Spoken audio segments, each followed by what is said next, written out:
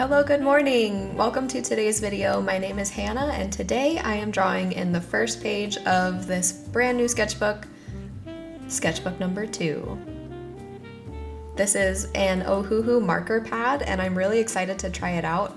I also am going to be trying new alcohol markers to me. I didn't know that Arrtx made alcohol markers, but apparently they do. So I'm going to be trying new markers and a new sketchbook today. Come along for the journey. I've been really excited about trying a new method of mapping out faces for portraits specifically, so that is my practice session today. To start out with, I am doing a background color of this really gorgeous pea green color. Normally pea green is a disgusting color, but for some reason I just really liked it today. And it did not bleed through to the other side, which is very promising.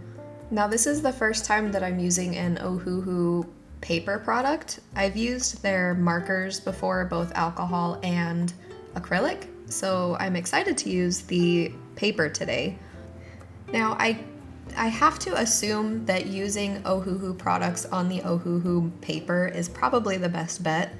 I wish that I would have done that today, but I didn't because I was just way too excited to use the Arrtx alcohol markers, and I do encounter a problem and I don't know why. So I'll explain it when I get there, but for now, let's get to the portrait. So I put down that color in the background to kind of give it a vibe from the get-go, and then I chose my magical brown colored pencil. I'm using Prismacolor for these. That's the only colored pencil brand that I have really tried other than like Crayola, and I am really impressed with them, honestly. I would like to expand my horizons a little bit with colored pencils, knowing now that I like them so much. So if you have suggestions for which ones I should try next, let me know, because I want to try new ones and I don't know what I should invest my money in. One thing that I have struggled with in the past with portraits is that when I map out the face, it's never consistently accurate. Usually I have to go back and adjust every single part of the face separately as I go along because I'm like, oh, this is like in the wrong spot. But I saw a video, and I will put it on the screen because I don't know how to say it. Her name is M. She's a wonderful, wonderful human being, and I really enjoy her videos and watching them, and I think you should watch them too if you don't already.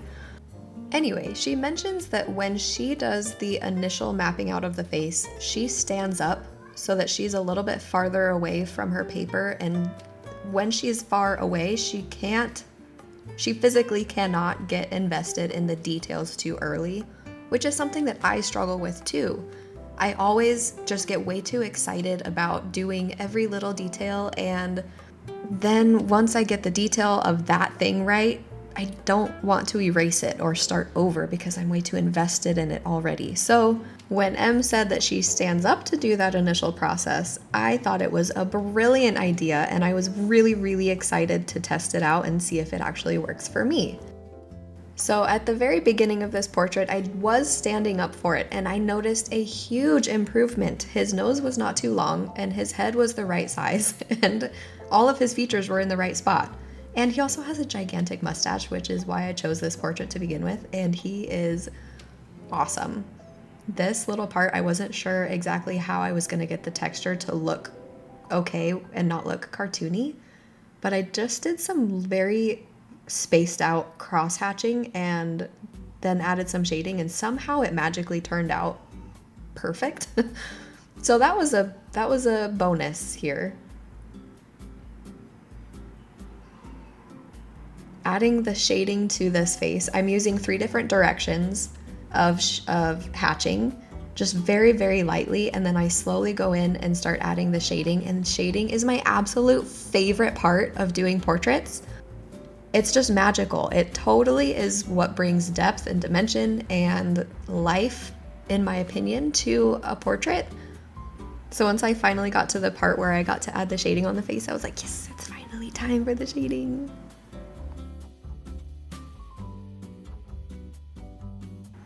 Also, this guy's mustache is incredible.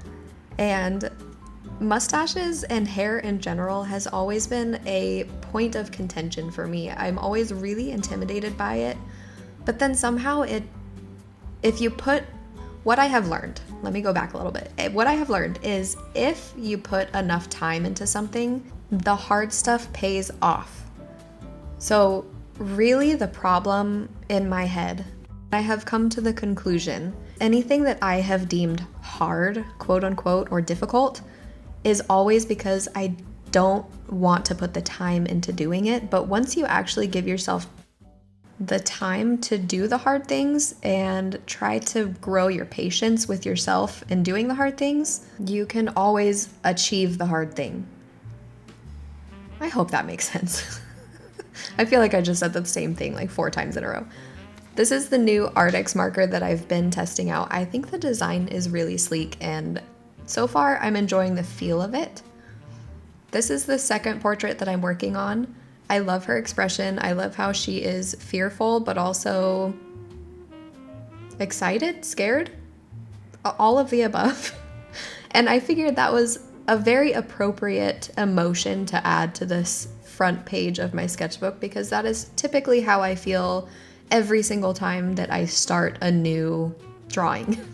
Even the simplest thing, it's always terrifying. Is it really going to turn out how I want? You know? Thoughts that we all have, I imagine.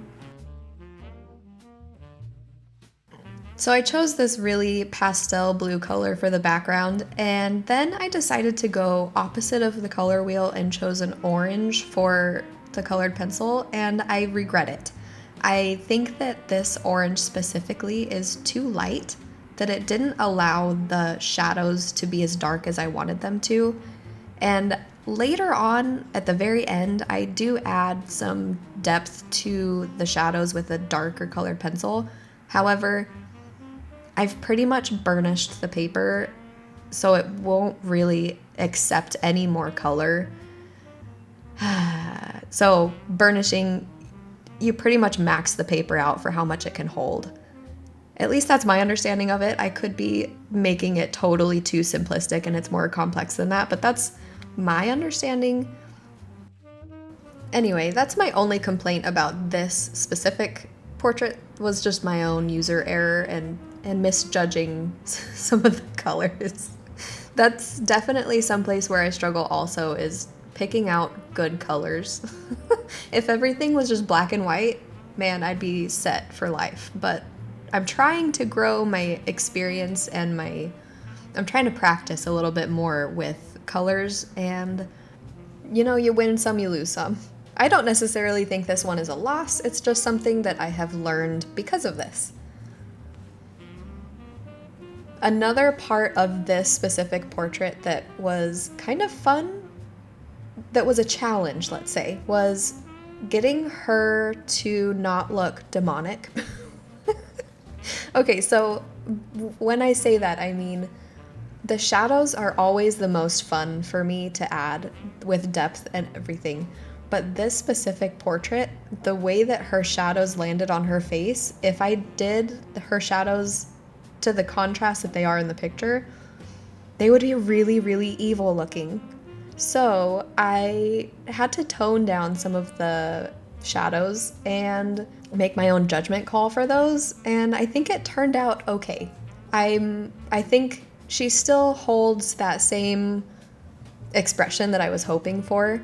Also here, I think I might have lost a tooth. I think I should have counted a little bit better here. Somewhere in the shading process, I think I might have gapped out a tooth. So I debated from the very beginning whether or not I was going to add her stripes to this sweater, and wrinkles in clothing is not a strong suit of mine, and I'm always really nervous when I come across them. So the first thing that I did here was to add the wrinkles first, and then I added the stripes on top of that. I mean, I feel like that's kind of the only way that you could do that. But I am really, really excited that I did choose to add the stripes, because I didn't know that it added so much to the portrait. Yeah. I'm happy that I did the stripes, and it was really fun, honestly. After I got the hang of it, really fun. So I decided after these guys that I wanted to add a little some color to this girl, and I chose a very, very light pastel pink color for her, and I'm not happy with how it's coloring on the paper, and I don't know if it's the marker or the paper or the combination of the two. So I pulled out my old sketchbook, my ELO sketchbook, and I did a test to see how long it took the color to dry on each one independently. And it took 3 whole minutes for the Ohuhu to get to true form, whereas the ELO was pretty spot on from the get-go. I don't know how I'm going to be able to blend marker in the future if this is how it's going to be. It could just be that it's pastel. I don't know. But today is not the day for that true test. I will do that some other day. It could be the marker, it could be the pad, it could be the combination of the two, like I said. So on to the third portrait here. I saw this guy and he looked freaking cool, so I had to draw him. I guess I'm just in the mood for mustaches and facial hair today. I really love how this guy looks. He just has a vibe, and because I was so excited to do this drawing, I did not give him a background color because I just jumped right into it without thinking like I always do. But I did remember to stand up again, so that's a positive here, right? So when I saw this guy initially, the things that stood out to me were very obvious to probably you too. His mustache, his sunglasses, and his mullet. So those were the 3 things that I really wanted to encapsulate here in this portrait. I spent a lot of time on them, and initially when I went in, I was going to do him a single color like I did the other 2, but I was just too excited. I couldn't stop. Whenever it was a stopping point, I was like, no, I gotta keep going. So the way that I did this nose is not typical Hannah behavior, but it works, and it made it really easy. Okay, so let me back up again. I'm too excited. I did his nose in the beginning. The preliminary sketch was like a block nose. And then I went in with the details of like the nostril and the shading, and I feel like I had to do so little work for it to end up perfect. He has the perfect nose, and it could be that he just does have a very easy nose to draw. But this one in particular, amazing. Love it so much. I'm jumping around so much here. I'm just too excited. I can't finish something before I'm just like, oh, I gotta do the next thing. I gotta keep going. So one way that I like to simplify hair and make it easy for me to not get very overwhelmed is to think about 2 things. The clump, each clump in particular, don't think about strands, think about clumps. And also think about how long each clump is. So these clumps on the back of the hair are longer. So I am doing 1 clump at a time and kind of making sure that I make the point of each clump and the base of each clump dark. And then for the middle, I will kind of I'll like fade it into lighter, and then I'll fade it back to dark. And that kind of gives it a natural gradient, and somehow it just does its own thing. And when you keep doing that over and over and over again, all together, it looks complete. And I did that same tactic for the mustache here. Now the length of the hairs were all pretty much the same for the mustache, so that wasn't something that you have to worry about here. All that you really have to do is just make sure that you curve the bottom of the mustache in the direction that the full mustache is going. I hope that makes sense.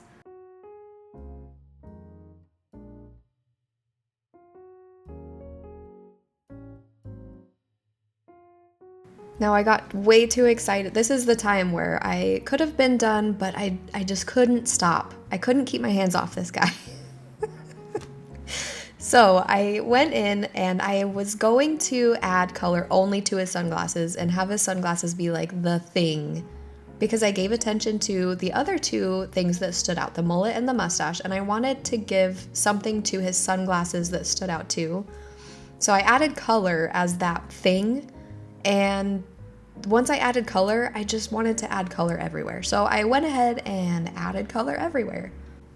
I didn't take away any of the blue, which I think gave it very interesting results and it just gave it something unique. Good or bad, I'm not sure. One thing that I did do also that you can see here is when I add shading to this guy, I don't do the 3-directional hatching that I did on the other two. I only chose one direction, the horizontal shading. I think it gave it a very retro feel, and I think it fits him totally. And you know, it doesn't always have to be one way. You can choose your own way to do things. As long as it fits what you're going for, who cares? And if it makes you happy, then do it. You don't have to follow the rules just because they're rules. No, do things that you want to do, and if they work, then cool, you found a new method. So since I'm adding color to most everything, I decided to add color to his hair too and make his hair brown. So I go into the point and the base of each hair clump and just make those a dark brown color. I leave it all blue otherwise, and it adds kind of a really cool effect. So for this guy, I also added alcohol marker to his jacket. I don't know what it is. It's probably not a Letterman's jacket, but in my heart of hearts, it is a Letterman's jacket. Even though this guy totally would not be wearing a Letterman's jacket. The neck is always something that I always forget. It's always an afterthought, is to do the neck and the ear. I spend a lot of time on the ear when I draw it out, but then coloring it, I just don't think about it. So another thing that I like to do is to push back the curl of the underlayer of hair, because the darker something is, the more it looks further away, and in this case, further away looks curled under. I don't know what I was thinking when I did these green blobs here. I was trying to follow the reference. I don't know what it was. It might have been a billboard or a sign or trees behind him, but it looks really terrible here. So I decided to cover it up with a green welcome sign, because first page of the sketchbook is typically a welcome to my sketchbook sign anyway. So I cover it up, and I saved you the pain from watching the whole process because it's very pained and horrible. It was really tough for me to watch while I'm editing this. So I saved you from that heartache. And now you just get to see me color in a good welcome sign. And this is where I go in and add in a little bit more depth to the shadows of this little girl here. The way that the lighting is on my camera, you can't really see it. And I didn't think about that. I am learning still about lighting and cameras and stuff. So I'm sorry that it didn't turn out the way that I see it. I'll show you in a second how I see it. See, this is more the contrast that I'm seeing when I look at it. Not that that's where my head is, but you know. Now, all of these pictures are starting to look like floating bodies, and I wanted to add some more weight and some more substance to this guy specific. I thought he might be the easiest to add a body to out of all of them. And he is kind of the biggest and the one that I spent the most time on, so might as well give him the body. I don't have that great of an imagination for what I can't see. So I add in a very simple jacket here. I don't add any more lines or anything like that, and I add in what might be wrinkles in the jacket. It's awful. Well, it's half awful, I'll say.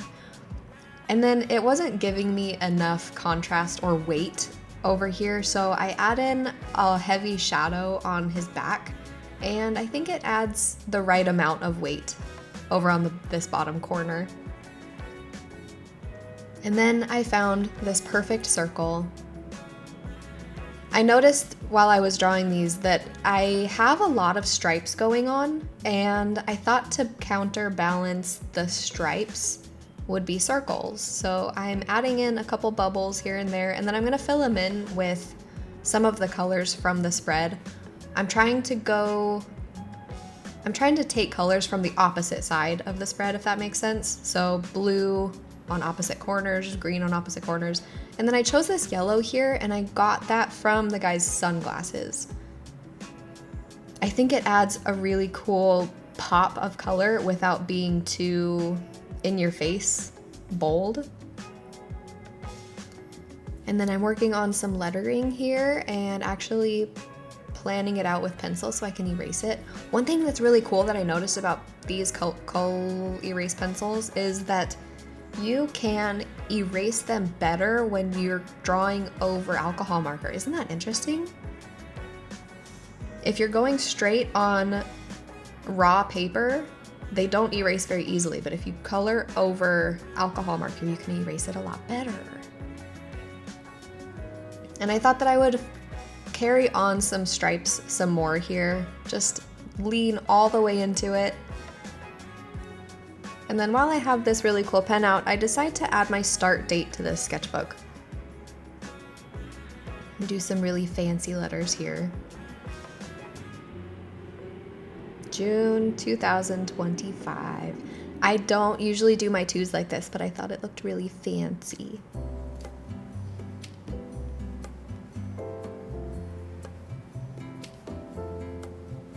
All right, and this is how the front page of my Sketchbook 2 looks.